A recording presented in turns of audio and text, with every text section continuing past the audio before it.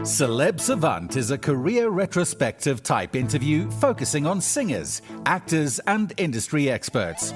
Join Barrett Edelstein now as he dives into the entertainment world.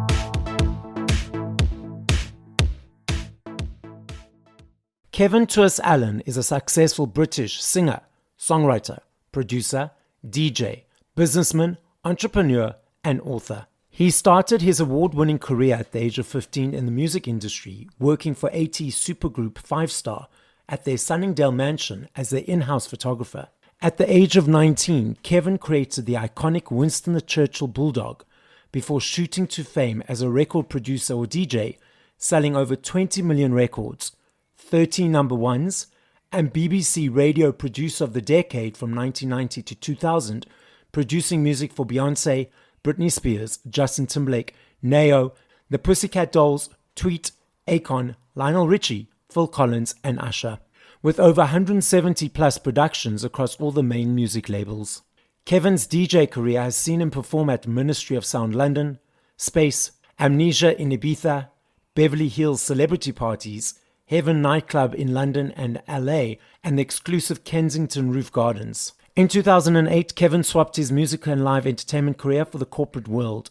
Kevin ran many notable and profitable AIM Series A startups. Kevin also ran a leading creative agency called Wonderful, and was also the first strategist and entertainment director at Unilad. Clients included Group M, Omnicom, Mediacom, Freud's, Evian, and more. Kevin was the most senior VP of Unidays of London and New York City, helping global brands reposition their sales and marketing to Gen Z audiences through more relevant and relatable content and campaigns. Clients included Samsung, NFL, MTV, Live Nation, and more. In 2018, Kevin joined Street Soccer Foundation as CMO, now the number one sports homeless charity in the UK, and has changed over 10,000 young people's lives. Kevin has been nominated as a top 10 Chief Marketing Officer in 2022 in the USA by Industry Era magazine. He has also been selected as a top 10 businessman in 2022 in the UK for MSP News Global. Kevin has conceived and is in the process of writing the 6-part fantasy book series, Ghosts of the Monarchy. Up next on Celeb Savant, we've got Kevin Tewis-Allen. Where in the world are you and how are you doing? I'm actually in London, England, and I'm fine. I'm very, very busy at this time, and it's a pleasure to be on your brilliant podcast, which I've heard so much about. Oh, thank you. Where did you hear about it? I'm interested to hear. Via LinkedIn, there was quite a few business community leaders that were speaking of your name, and a good friend of mine, Richard, said, "You got this guy's show business. This is a bit of you," and here you are. Oh, thank you. I appreciate that. You know, sometimes when I'm sitting in a silo doing everything by myself, you don't know if it's reaching people because you get a little bit of feedback here and there, but you help me. Yeah, that's great feedback. Thank you. I appreciate it. You're welcome. Okay, so now let's rewind. At what age did you feel cool? You want to be in this space, and how did that journey progress to where we are today? Yeah, it's mad, actually. I knew from about 13, I always wanted to be in the music industry, but it didn't propose itself until much later in life. And I had to wait till I was 19 to really get into it. But the kind of interim period was, we had a pop magazine in England called Smash Hits. It was huge. Yes. I'm sorry to interrupt before you, Karen. I've still got all my Smash Hits from back in the day. It's on my cupboard. I love Smash Hits. Yes, carry on. Yeah, it was a big deal, right? It was the magazine of the time. Like, nothing touched it. And my favorite pop group at the time was 5 Star, who were the most successful black 5-piece British group of all time. Won Best Group in 1987, 17 hits, crazy numbers. And I was told at work experience that I should be stacking biscuits. And I was like, no, to my careers advisor. I said, I'm going to go to Ascot Sunningdale, knock on the doorbell of one of the most successful pop groups in the world and ask them for work experience. And I was like, of course you are. So I asked my mum and she said, of course you are. Of course, that's a completely dumb thing. At 15 years, under 15 years old, I took myself on a train to Sunningdale alone and worked out on the map where they lived because of the Smash Hits. They did a feature on them, found the house, knocked on the doorbell, and the oldest member of the group was there, and he goes, "You can't stack biscuits. Come and be our photographer." Because we had an interest in photography. It was my A grade up, kind of That was my thing. And the next day, my dad and my mum went to Sunningdale, this beautiful £2 million mansion, which the Queen Mother used to live in, exceptional building. And I started work on Monday. And that was my love of music personified into a professional career. They started it off. So that was the dream, and it was the best gig in the world. So how long were you a photographer with them for? 2 weeks officially, but I stayed in touch for months and months and months. They eventually moved into Los Angeles the year afterwards, so we kind of cut ties there. But the bug for music, production, drums, strings, vocal harmonies, it was embedded. It was there for life, and they taught me so much. They were such a kind family, and they were my foundations. Okay, so now what were the next steps? So I kept progressing into music as a DJ and getting into leisure companies and being in music. And then I met a couple of chaps. One was called Pete Tong. He was an up-and-coming DJ, and the other one was Judge Jules. Yes, I've interviewed Judge Jules. Yes, carry on. Yeah, so actually Jules was the first person to sign me in 1995. Oh, wow. Okay. And then by 1996, I was top 10 in the charts. And then that whole dream from being 13, when I knew what I wanted, 15 work experience, to 19, I was a household name. And I was literally on That's What I Call Music, whatever it was. 16, 25, 30, can't remember. But I then spent 170 odd productions, 13 number one records, BBC Producer of the Decade. And it was 16 years of heaven. Hard work, very hard work. People think, oh, you're so lucky to work. I was like, lucky? Lucky had nothing to do with it. It was pure. I mean, I didn't watch a movie for probably 16 years. So people say to me, oh, have you seen Home Alone? I was like, no. I was recording. Wait. It's the crazy thing about my life. So wait, were you producing for other artists? Yeah. For the listening audience, what does it mean to be a producer for another artist? There's two sides to it. So either the record company will have a record they've signed, and they want, basically, my job was, can you make it for radio? Can you make it on BBC, Kiss FM, Capital, Heart? And or can you make it the biggest club record that you've ever seen in Ibiza, in New York and LA? So that's one side of it. Or you get a demo and you have to work out with the artist and you have to create all the parts. So it's basically the drums and the music all fell on my shoulders. So, but I had to interpret it as like a radio record. So it had to be commercial. It had to sell millions of units, and it had to win awards. Those are kind of the parameters. Okay. So when you got a brief from a record label, it was like millions, awards. Did you find that intimidating and think, oh, okay, now what happens if it doesn't achieve that? Oh, God, yeah. It was so much pressure. It was so much pressure. And normally you'd have a 3-day turnaround. Like, for instance, my first top 10 record was like, you've got until Friday, and it was on the Monday. I mean, that was a 5-day on that. But like, it closes on Friday. And if you've not produced the big hit, it's not yours to have. And I was like, oh, my God.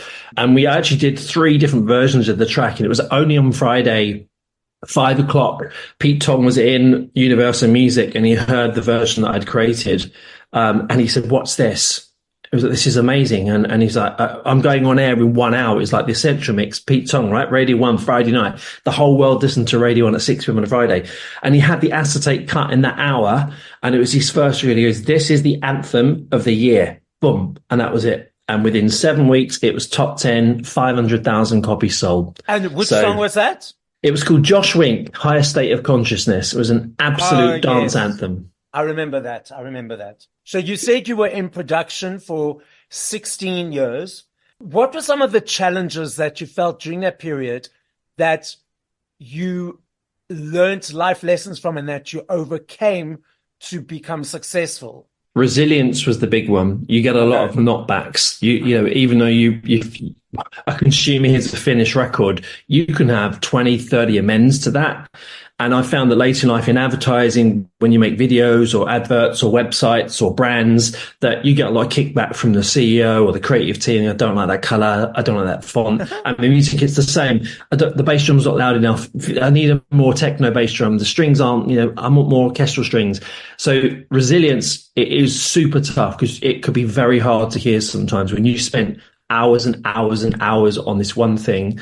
And they go, that's crap, don't like it. And you go, oh my gosh, right, okay.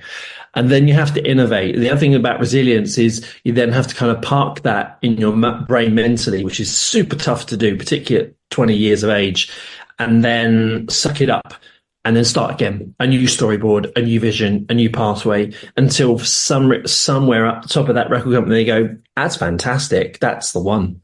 And there's no rhyme or reason. There's no rule book. They haven't got one either. They just go, yeah, I don't like it. Yeah. And actually never give you any feedback. It would just be, don't like it. And it's just their perceptions, because there might be like, it's just theirs. It might be 5 million other people that do love it. So yeah. Yeah. And that was always the fight with Pete Tong and Judge Jules, is Jules hated my mix. Hated. Pete's like, it's an absolute anthem. Sod off. It's essential new tune tonight. I know what I'm doing. And Jules is like, but it's crap. And he goes, it's amazing. It's so epic. And like a year later, Jules is like, I'm so sorry. I gave you so much heat for that. And you were right. I was wrong. But we've been lifelong friends since. And he's such a lovely guy. But they both are. But Jules particularly is a honey. I just adore him. Yeah, he's so easy to work with. He's so clever. And he's a lawyer. You'd never know. But my God, he's so clever. Exactly. Now, there's some of the other songs that you produce, like 5 or 6 of the other songs that you produce that the listeners would know of, that were top 10s or hits and so forth. Yeah, sure. So let's start with Britney Spears and Toxic. Oh, Beyonce, Beyonce, Crazy in Love. Yes. Pussycat Dolls, Don't Ya. Oh, wow. Okay. Usher, Love in This Club. Lionel Richie, All Night Long remixes. Wait, so now, were you at the same record label for the entire period of time where you had this repertoire and catalog, or did you move around? I was freelance. So how it works as a music producer is, we had artist management. They looked after Boy George and Robert Miles. They were great at artist management. They would intercept briefs from Universal, Warner, EMI, or Sony Music. And Sony Music, RCA was one of their 20 labels, had 70 artists alone. So they'd often have a brief. So here's the new Pink record. Want a different version of this made. Got 3 days, off you go. And then they'd negotiate fees. You'd get the demo part sent to you by courier. You'd make it and send it back by courier normally, or you'd go into the record company and play the record. So it was freelance 360 the whole time, which is much better as well, because you get better repertoire. You don't get too bogged in politics. You can flip and fill wherever you need to. Was it more so remixes, brief on remixes, than the actual original songs that you were working on? A bit of both, actually. Oh, a bit of both. There was a lot of dance productions, but yeah, it was instrumental in making some of the big hits of the years gone by. Yeah. Oh, lovely. I know that originally Kathy Dennis wrote Toxic for Kylie. And she did. And then that's Britney right. Yeah. That's it. Yeah. I know my music. Yeah. And Kathy's a wonderful songwriter. I mean, she's written like 100 hits, and she's so humble about it all. But yeah, that record started out quite different as well. It was a lot more pop than what she kind of got it, because those original strings weren't like din, din, din, din, din, din, din, din. It was never that. It was very placid, and we certainly took it to a different place. But she was an amazing songwriter, and still is. I've got all her CDs from when she was actually singing music. Yeah. As in All Night Long, and I get it. Yeah, I've got all of it. Okay, so I brought this into the conversation, so I'm bringing it in now. I love me a CD. I still budget for my CDs every month. I love the aesthetic of the choice, the journey, the experience of receiving, unpacking, listening to a song from 1 to whatever number. I'm sure in being in the industry, I'm unsure if you do know, vinyl's on a massive comeback. Last year, 5.9 million sales, the biggest since 1990. Cassettes are on a comeback, and CDs. In fact, I was reading an article earlier on in the year that you guys in the UK have a basket of products that are represented that they gauge for tax purposes. And vinyls have been in it for the longest period, but now because of the upsurge of sales in CDs, they are now back in the basket. But now we've also got these streaming platforms that people can consume music on. What are your observations and perceptions of the landscape at the moment? Yeah, I think it's never going to go back to a place of physicality in the way that we know it. And there's a reason for that. Is when I was at the top of my game in England, we had over 750 nightclubs. Okay. So vinyl was the thing. You took vinyl to work. Everybody bought vinyl at home. House parties were all vinyl. Now it's just very different. There's I think it's under 50 clubs now in the United Kingdom. It's completely destroyed. It's gone. But I say this in a nice way, people's dance floors have changed. They've just moved here in the most part. But then what's happened because of the demise of nightclubs, the festival market in the world, Tomorrowland, Austin, Glastonbury, has amazingly exploded, because people still need nightclub, or what they really want is a place to experience live music with friends and an audience in a safe environment. And I love that. So I'm sad that it's gone, it's moved on. I think it's a great nostalgia to bring back cassettes and CDs. It's amazing. And I'm with you. I love the experience. I like the touch and feel. I have thousands of them all catalogued. Yes. But I also love the journey. One of the things I originally taught was through Janet Jackson's team at Rhythm Nation is that kind of intro that you have for Rhythm Nation, then the first track and then another interlude. And you have this album journey. And so my role was actually an exec producer. So I often got put in charge of albums where did all of the tracks actually have a narrative? Was it a theme? Was it a Dangerous Style for Michael Jackson? Was it Rhythm Nation level? What was the narrative? Is it about racism or, and there was always the albums that did the best had a narrative from start to finish, not just the hits. The whole conjecture was amazing. And I use Rhythm Nation because she was really the first person. I know Michael did loads of stuff, but she took racism to a new level and bigotry and challenged innocence and gun crime like no other black artist did in the world. And I have so much respect for Janet because every video in that 7 singles, every hit that she had, every tour that she made, every process that she helped Congress change laws was down to her and her writing with Terry Jam and Lewis. Just phenomenal. You were in the production for 16 years. And then you moved on from that. Why did you move on and what were the next steps? So in 2008, we were due a world recession, as everybody knows, and it was pretty bad in England. It was hideous. And I didn't want to be a crusty old man with a pair of headphones on in a nightclub with 2 screaming kids at home. And I thought, do you know what? No. So I got retrained into marketing, and my friend was opening a business and tech law school in Bank in England, which is the city centre. And I turned it down a few times. She said, look, please, you're into events, you know exactly what customers want, you know the youth markets.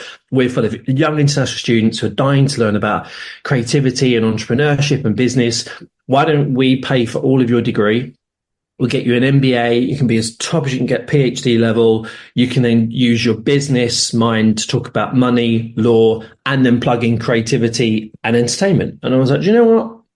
That's a good idea. So I did it. So 5.5 years I spent there. I come out with the best qualifications possible. I got a fellowship award as well for my work industry, which is quite rare. And I was young to get that. It's like kind of Gandalf level, like fellowship stuff. And then I went into the city. I run tech startups, publishing companies, because I could do both the creative now and then people management, which is law, money, processes, system structures. Bits were aliens to me. I was playing pianos and was like, what's a spreadsheet? Why don't I need one of those? Now I got both. Yeah. Okay, so you were in the corporate space for a number of years, and now have you gone back more into the entertainment side with your agency? I have definitely leaned more into the entertainment industry as these new kind of entertainment management companies have grown through the roots again. There's a lot more niche and boutique ones, which is great for someone like me to jump in and help run. I'm across quite a few projects at the moment, which is also really fun, but all in sport. I also I'm the CMO for the #1 sport homeless charity in the UK, and they are just doing phenomenal. We've changed over 10,000 young people's lives in 5 years, and we are working with people like Prince Williams to end homelessness in the UK. But entertainment is a big thing apart of it because, you know, sport is entertainment. Watching football is entertainment. Listening to music is entertainment. So I've just kind of tried to drill a middle ground to say everything I've ever done, from working with 5-star, performing nightclubs, on stage at concerts and Wembley, has all been about entertaining someone else. That I've created something that other people enjoy. And that bit's never changed. And I've always been skewed to these youth markets. That kind of 12 to 24 bracket's always been a thing. I just seem to know, I probably know what they don't like straight away. And then I get to the crux of it. Well, I think you're going to like this. This will be really fun for you. So I've stayed in corporate. I've stayed in creativity. I've joined the two together. It gets a lot harder when you get older because I can't normally say the word smash hits to somebody, Barrett, and they go, what's that? Yeah. What? Is that a new TikTok shop? No, It's a magazine. Is that, what's a magazine? Like, oh dear Lord, forget it. Exactly. I'm still old school. I still buy my books. I still buy my CDs. I still get my photos developed. You know, this thing of having everything on one space, for me, it just confuses my brain. Yeah, totally. And books is the last art that's working well. So in UK, it's £6 billion pounds a year in book sales, physical book sales. 6 billion. Okay, It's the last. It's the last of the arts that's doing well. And obviously, I'm now writing books and stuff as an author about the paranormal and ghosts and stuff, which is a big thing of mine that I've had since I was a child. I have management. I'm not published yet, but I'm with you. I love the book part. I think it's an amazing vehicle for children and adults. Have you written one or more books? There's a hexology, which is 6 books in 6 parts. The first 2 are done, and we've been working with publishing houses to secure a couple of deals. We have one in play. Obviously, I can't say too much on this call, but it's moving in the right way. But with all good records, all good books, all good films, art, it needs to just take a step back and get some feedback and harness it to its absolutely perfect, and then we're off. Is it a fictional book or non-fiction? Yeah, it's fantasy. So if you like the program Stranger Things, which is on Netflix, it's very, very dark. It's all, again, youth orientated because it's the market I understand the most. So it's very cool, but it's all about the paranormal and ghosts in an underworld. And it's set in England in 1673. So very British, very monarchy. It's called Ghosts of the Monarchy. That's the actual title. So it's all about ghosts and royalty and Middle England. So hugely popular in the world for science and fantasy. Okay, so when did you start writing it? And what was that thing within you that was like, I've got this story. I want to start writing it? So I actually had the original idea in about 2003 when I went to Los Angeles for the first time. And I used to get booked to do crazy parties for like celebrities like Hugh Jackman, the X-Men. Some of the guys that we knew were the original directors of Lord of the Rings and X-Men and Superman and Spider-Man. And I was honest. I said, I've got this great idea. What do you think about it? And Brian, who was one of the lead directors in the world at that point, he's like, I really like it. He said, my advice is going to be weird to you, but leave it kind of 10 years. He said, because you've got all of these Harry Potter movies. There's Lord of the Rings 2, 3 coming out. There's Spider-Man, X-Men, 6 franchise. You'll probably get swallowed up. Wait till they're kind of done, then come back to it. He said, and then call me and I'll put it at the top of the pile and I'll read it. And you know what? I did that and he did it and he goes, it's excellent. And the time is right. If there's nothing like the top 100 book charts or movie charts like this, you should go for it. So we are. That's it. I know you had the idea, but was it difficult to concretize that idea and formulate it into a story for 6 books, or did it just flow naturally? It just naturally had it, actually. And a bit like creating a song as I did 30 years ago. I had the master idea. I knew how it would kind of visualize on screen or in my music head. I could hear it on Capital FM, for example, like, what does that sound like? How long is it? What's the speed? What's the tone? And I knew all the components. So I've just literally picked up my music brain and gone, plonk into a book brain. But that piece has been the most easy part. So the big vision was easy. The harder bit was writing 111,000 words as a novel, which is an exceptionally long book, but it needs to be super long to make a 3-hour movie because that's where we're going with it. Oh, this is very exciting. I love fantasy books. I'm sure you're aware of Cassandra Clare, and she's got all those Mortal Instruments series and the different offshoots. So I've read all of those books like 20 times. So I'm really looking forward to this batch of books or this series. I can't wait. Are you still doing any music production, or is that completely out of your wheelhouse? It's out of my wheelhouse at the moment. I advise on it and I help develop youth talent. There is an opportunity to go back in it probably circa Christmas next year with something in the US. And I'd love to go back to it. I have missed it. I've missed playing the piano. I've missed songwriting, but it never leaves you. Yeah. It never leaves you. And switching it back on is the easiest ask in the world. So I'm not currently dabbling. I am working on a project that is very focused around that. And, obviously with leaving the music industry, you carry on with people like your Judge Jules and your Pete Tongs. They grow with you. And it's amazing how much you still connect at some point down the line and go, hey, we've got this project in Ibiza. You should come and do this. And I'm like, oh, okay, great. But yeah, so fingers crossed, watch this space. So focusing specifically on songwriting now that you referenced, let's unpack that. What invigorates it? What motivates it? Is it easy every time? Let's unpack your creative brain with regards to songwriting. Sure. It's not easy every time. And I've done a whole kind of seminar on this before. And the key to every hit song really is lullaby. So the words are great. and they are meaningful. But Elton John never wrote the music, he just wrote the words, and he was brilliant at it. But Bernie Taupin had the musicality. And if you think about every ABBA record that was ever ABBA's hits, they're all what I would call lullaby. And what I call lullaby is, as a child, you get taught Twinkle, Twinkle, Little Star, right? And it's those kind of themes in records that always are the big hits. From One Direction to the Beatles to Mariah Carey, it's those simple, very catchy pop riffs. And if you don't get the lullaby, there is no record. It's just what we call B-sides. They're a hobby. And I teach this is that you either have a career as a music writer, songwriter, or you have a hobby. Because if you can think what Capital FM or Radio 1 or KISS want to play, then you're in the right ballpark, because they're only going to sign works of art, publishing, music that are going to appeal to radio and their audiences and their concerts and their festivals globally. So you've got to get on that page quickly, because else writing a song for you is a hobby. Writing a song for a million people, which I did, was a career. And the difference is outstanding. And to see it, and I've seen a million people go nuts to my record, and it is a feeling you can never replicate again. It's the most rewarding thing in the world. You mentioned earlier that it's easy for you to tap into the younger generations, the age 12 to 24 age group. Why do you think that is?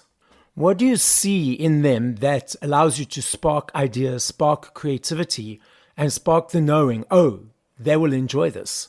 Yeah, I think I've always just been in tune with what younger people want. Obviously, the idea of currently in England, we've got some challenges, haven't we? Let's face it, as a political nation. And young people see through that very quickly. They are the number one ad blockers in the world for mobile phones. So they basically, on their phones, they turn off all adverts. They're not interested in that. So they want storytelling. And the bit I've always done is that. So when I see a billboard poster or I start to watch a film, or watch a trailer, it's interesting. So I used to work at Unilad, was their first entertainment and business development director. So obviously they're the most famous millennial platform in the world now, called Lad Bible. And you'd see a 30-second trailer from Universal Music around, let's say, a new movie called The Moon, for example. And in the first 2 seconds was a very beautiful shot of the moon. It was kind of twisting, you kind of steer over it. But unfortunately, the run rate was 1.2 seconds. So I'm like, you've just paid $1 million for your advert or feature film, that segment. They've got, I've seen a picture of a moon, don't know, off. And they're gone. And Warner Brothers were the first to kind of wake up to this and go, holy rubbish. I was like, what should we do? I was like, well, open with the date, 01/01/16, for example, 1st of January. That's when the movie. So even if I don't like the movie, you really taught me when it's going live, because my friend might like Harry Potter 6 or Harry Potter 7, and now I know, and I'm into it. So having the instinct understanding of quickness but quality is really important to young people. They are an instant gratification age. I think they always have done. When I created Winston the Churchill Bulldog, 31 years ago, the brief was simple. They had no female customers buying insurance. I was like, well, put a puppy in front of it, because if you put a puppy dog, the world's going to go, oh, it's really cute. And then they need to buy car insurance. They go, I want the puppy one. Where's the puppy one? And it worked, and it's still there. 31 years on, it's still the face of a financial services business. And it was my idea, and it was a puppy dog. And that was simply it. So whenever I see it, from Ribena to Diet Coke, I look at the advert and go, does it matter? Who cares?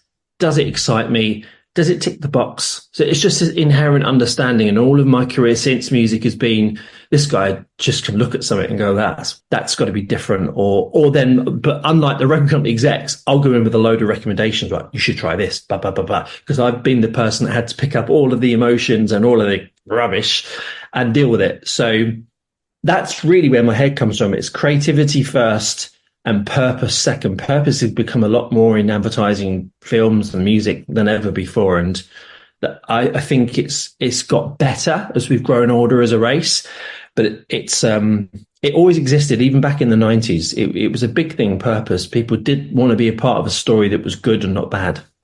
Okay, so I've got a point of discussion around this. So I saw an article, or a couple of articles, and one specifically around end of last year, where certain radio stations perceive that a female, they don't mention male, but female artists over the age of 30 are no longer relevant.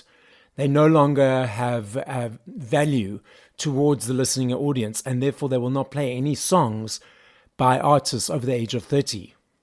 And this has been consistent over time. Obviously, with streaming, it's broken these barriers or walls a bit. I remember I was reading Bananarama's autobiography, and I remember that they were dropped by their record label at the age of 24, 25 because the label perceived them as no longer of value or relevance because now they were of this age, which is seen to be no longer relevant. And this was in the 80s. It's still happening these days, but now with the advent of social media, it's breaking things away or breaking things down. A good example is Kylie Minogue's Padam Padam. I remember last year, the radio stations didn't want to play it because she was seen as being too old at the age of 55. But then it blew up and went viral on social media. So they were then forced to play it because it was being so popular. What are your thoughts around this? So we have these stories that keep coming through, but then also we have these gatekeepers that are blocking it for the simple fact that, in inverted commas, speaking as them, we don't think it will be played or enjoyed or seen or heard because it's in a box that we are putting it in and stereotyping it in, and therefore, because of this box, we don't feel it's relevant. What are your thoughts around this?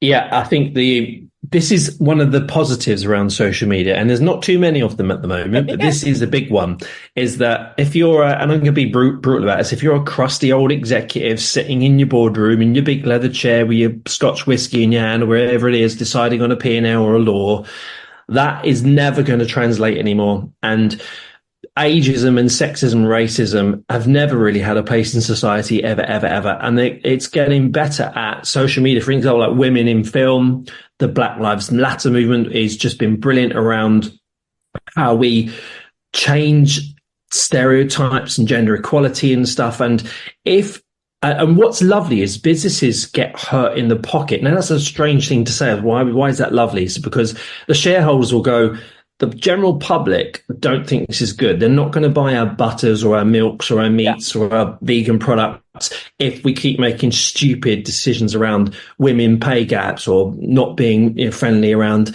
LGBTQ plus, which is a big part of my life. So what should we be doing? So social media and consumers, particularly young people, very good at this, which is why I love them. They're very good at forcing change with a digital agenda, which then ends up on the spreadsheet right at the back. And then someone probably phones at me or someone like me and goes, we're in a bit of a crisis. Not quite sure we got here, but I'll tell you what you did is you didn't look after the plus 50 females that are singing songs still. So that's on you. So why don't you suck it up and and do something different about it? Yeah. So, and there's a lot of things around social impact now, like homelessness, and for example, firms are measuring ESG. S is the social impact piece, which is huge in England and across the world. And that word sustainability is going to be with us for the rest of our lives, thank God, because we do need to do something very different. Yeah. So in short, the world is talking, but don't be that brand that isn't listening, because if you don't listen, you are bust. And within a year, you can be flipped out of the FTSE or Wall Street, and you're fired and your company's dead. With 2,000 employees, it's not just you anymore. You've got big infrastructure. So hopefully that answers your question. Yes, absolutely. You've totally given me food for thought. So thank you for that. I love this game. I know if I had to ask you this question in 2 minutes, 5 minutes, 8 years, I know your answer will be different every time, because there are millions of them. I recognize that and I understand that. I'm not saying favorite, I'm saying top of mind. But if you had to push play to 5 songs by other artists once we finish this conversation, what would those 5 songs be and by whom? Oh, good question. So I'm going to go for upbeat records. I love soul records, but I'm going to say Whitney Houston, I Want to Dance with Somebody, because if you're ever in a bad mood, it would be the song that picks you up. I'd then say 5-star Rain or Shine, because I just absolutely love that record. It was their biggest hit. Such a good record. Probably a-ha, Take On Me, because it's another epic song. Stevie Wonder, I'm stuck with what one to choose, but I'd probably go Bad Mama Jamma. It was amazing. And then I'd probably go Janet Jackson, Miss You Much. So the podcast is listened to throughout the world. So as a final message, what would you like to say? I'd like to say, be kind to each other, be brave. And at 18, if I could have given myself some advice, and to everybody listening to this, is listen to yourself, do some decent market research, because we have those tools now, because you're probably right with your gut feeling, and have less than 5 people in your hand that count the most in your life. You don't need 20. You definitely don't need 30. And keep yourself distant on social media for your children and your family's lives. And make sure your mental health is first every time. Thank you for listening to this episode of Celeb Savant. Please follow Barrett on TikTok, Instagram, YouTube, and Facebook at Celeb Savant. That's CelebSavant.